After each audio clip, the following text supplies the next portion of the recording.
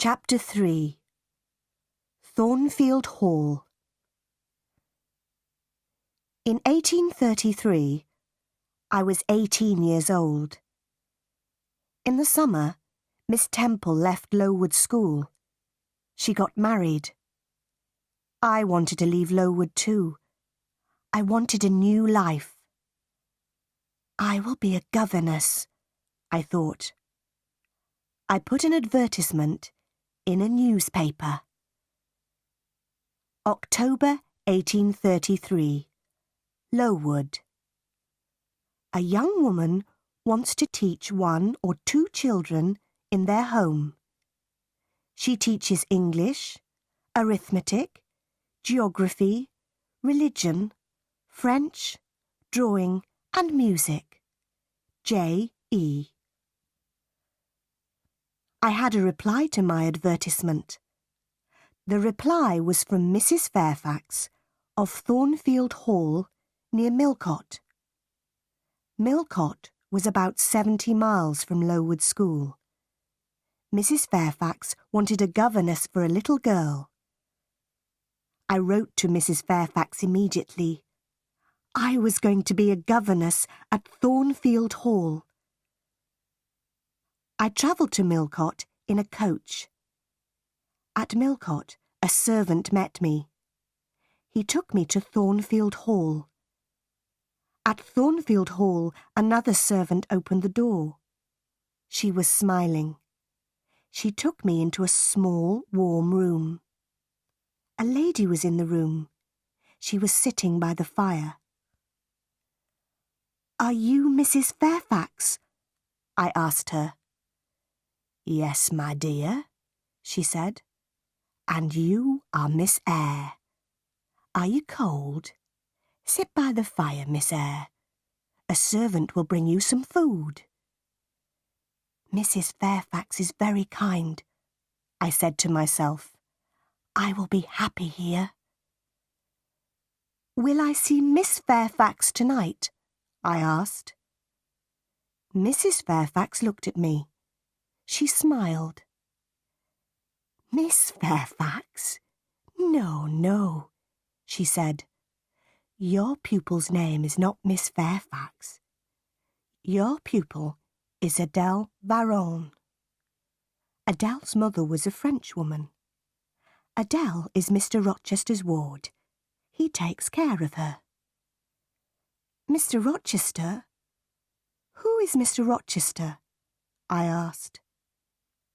"Mr. Edward Rochester is the owner of Thornfield Hall," Mrs. Fairfax said.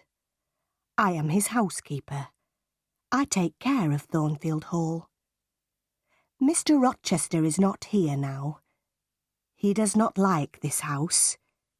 He is often away from home." I was very tired.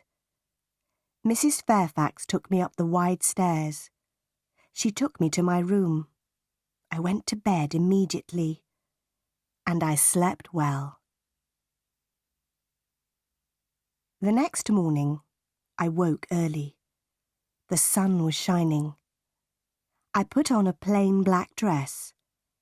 I opened my bedroom door. I walked along a corridor and down the wide stairs. I walked out into the sunny garden.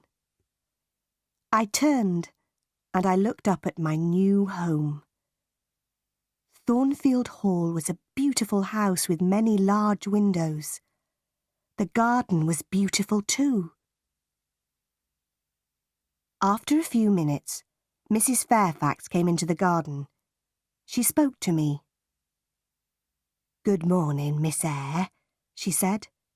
"You have woken early. Miss Adele is here. After breakfast, you must take her to the schoolroom. She must begin her lessons." A pretty little girl walked towards me. She was about 8 years old.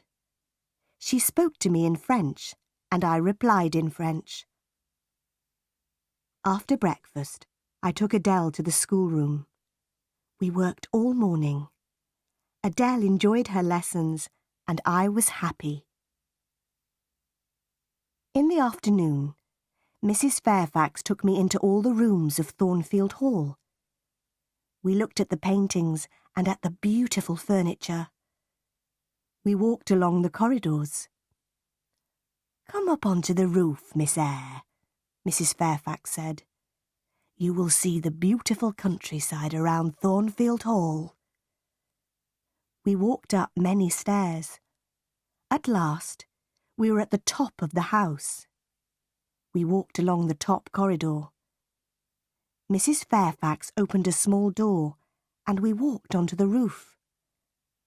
"Look, Miss Eyre," Mrs. Fairfax said. "You can see for many miles." We stood on the roof for a few minutes. Then we went back into the house. We walked carefully towards the stairs. The top corridor was narrow and dark. Suddenly, I heard a strange laugh. "Who is that, Mrs. Fairfax?" I asked. Mrs. Fairfax did not reply.